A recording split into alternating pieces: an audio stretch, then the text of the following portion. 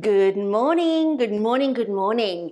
I'm excited about today's video because I'm talking about some of the biggest mistakes that I've made in my business over the last 20 years.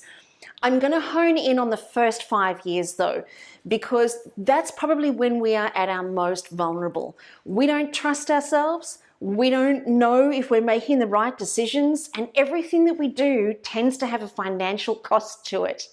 So it's in this period, like the first 5 years of your business, that what you choose to do sets up the rest of the time that you're in your business.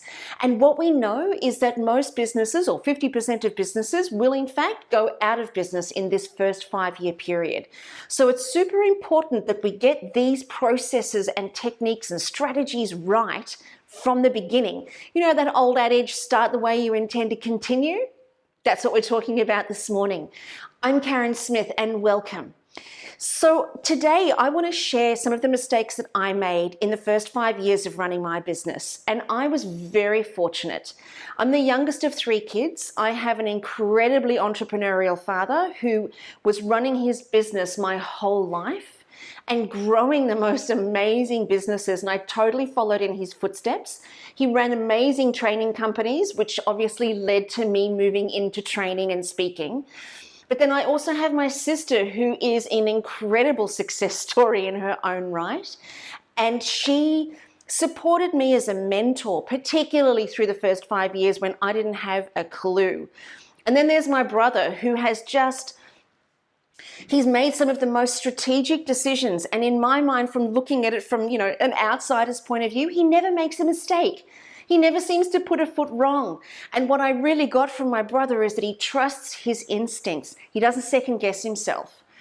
So having these beautiful mentors and supports around me really helped me to make smart decisions, particularly in the beginning. But was it enough? I'm telling you it wasn't. So even with all the help in the world, you are still going to go ahead and make decisions that you're going to regret, or that you're going to think, maybe I could have thought a little bit more about that before I took that decision on. Or you might decide that you could have done it a little bit easier. We tend to work really, really hard in that first 5 years. There's a lot of hustle. There's a lot of pushing. So what I want to share with you this morning is where that pushing landed me. If you hear, and I see a lot of coaches, and I see a lot of business mentors out there, and I take my hat off to every single one of them, especially if they have walked their talk. There's also a lot out there that haven't, and there's that whole saying, those that can't teach, those that can do. So be wary of that, okay? But what I want to say is that there are a lot of amazing coaches out there who have actually walked their talk.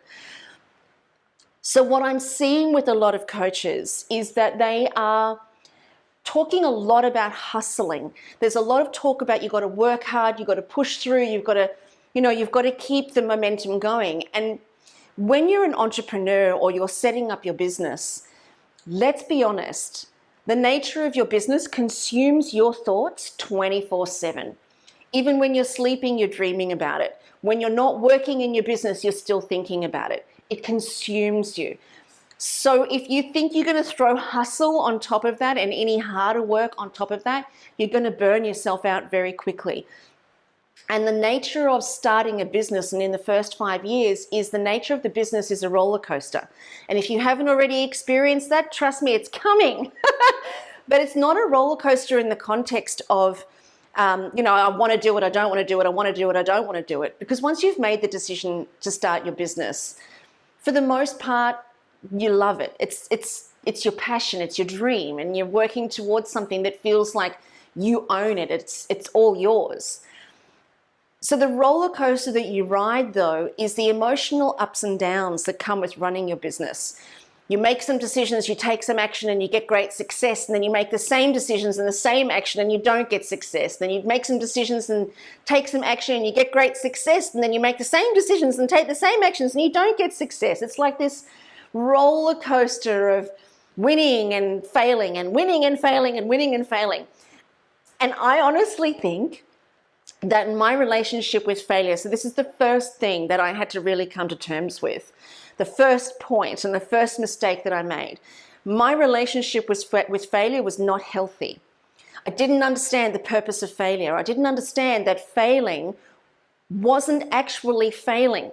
Failing was yet just another step forward, but it didn't have the same outcome I expected. That's all that it was. I expected a certain outcome, it didn't occur, and therefore I labeled that as a failure. And each one of those failures meant that I wasn't good enough, that I wasn't going to be a success story. I was trying to follow all of the best advice. I was reading, I had coaches, I had mentors, and I still couldn't do it. And it also meant that I didn't trust myself. Now, when you're running your business, you can't afford to have any of that negative shizbang influencing your vibration and the way that you operate in your business. So the first failure or the first mistake that I made was that I had a poor relationship with failure because I didn't understand it. And I don't have another word for you. It's maybe falling over, maybe unmet expectation is perhaps a better word, a better way to describe it. But failing is not a step backwards.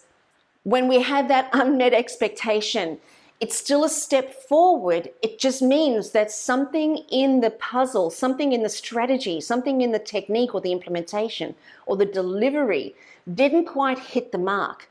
And it will never be a mystery. This is the second piece of magic that I learned in the first 5 years, that any of those unmet expectations are never a mystery when you go back and unpick it and unhook it and find out where the little slip up occurred. And sometimes it can be the most minute little slip up, and sometimes there's something huge that slaps you in the face and you can't avoid it and you go, oh my God, how did I miss that sign? Sometimes it's like that, right? But either way, it won't be a mystery to you if you take a moment, take a breath, understand it's just a simply unmet expectation, and it doesn't mean you can't try again. It actually means you can, you should, and you must. But it just means that you have to make some slight tweaks and slight adjustments to the strategy, implementation, delivery, etc. But it always is helpful to just go back and have a quick squiz, not from the perspective of where did I go wrong, but from the perspective of I thought this was going to work. It didn't quite meet my expectations, so where's the gap? What's the gap? So I thought it was going to give me this, and it gave me that. What was that gap? What piece of the puzzle did I just not slot in properly? And then you can go back and you can give it another try. Because the third biggest mistake that I made in my business, and this was hands down the biggest mistake that I made, and I had an extraordinary conversation with a girlfriend of mine, Bianca Iono. If you guys follow me, chances are you follow her too. She had a conversation with me in a park one day. I was sitting in the park, and it was this park really out of the way on the water. I'm on the Sunshine Coast, so it was in Mooloolaba. And Bianca just happened to walk past. So random. But she walked past and she said to me, what are you doing? Why are you here? And why do you look so sad? And I said, I'm having real trouble in my business. I'm having real trouble trying to trust myself. That's the third biggest mistake I made. I had lost my ability to trust myself. Or if I ever even had it, I don't know. But I couldn't trust myself. Every decision I made, I was second guessing.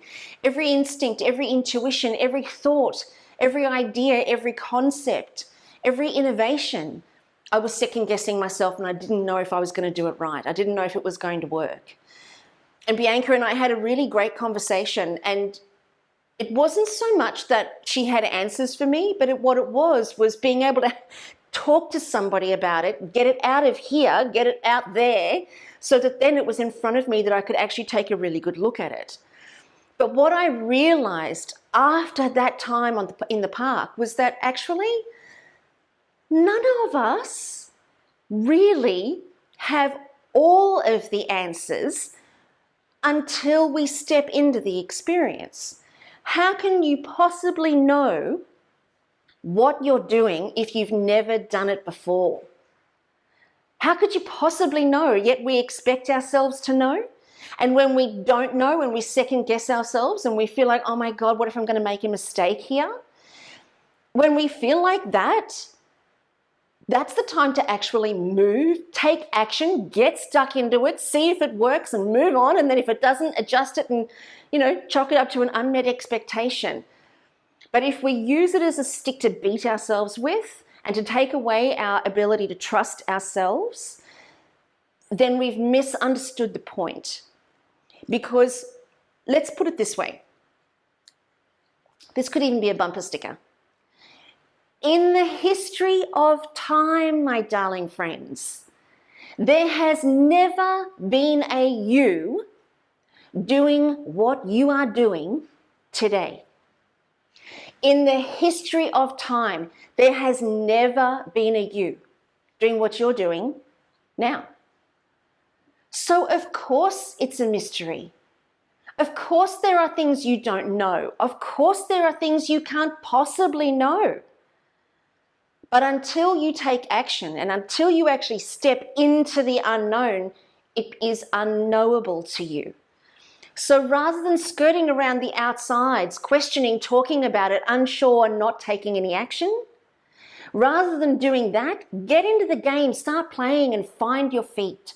Find the way that things are going to work for you and that your business is going to work for you, as opposed to using that self-doubt and that uncertainty as a reason to beat yourself up and hold yourself back.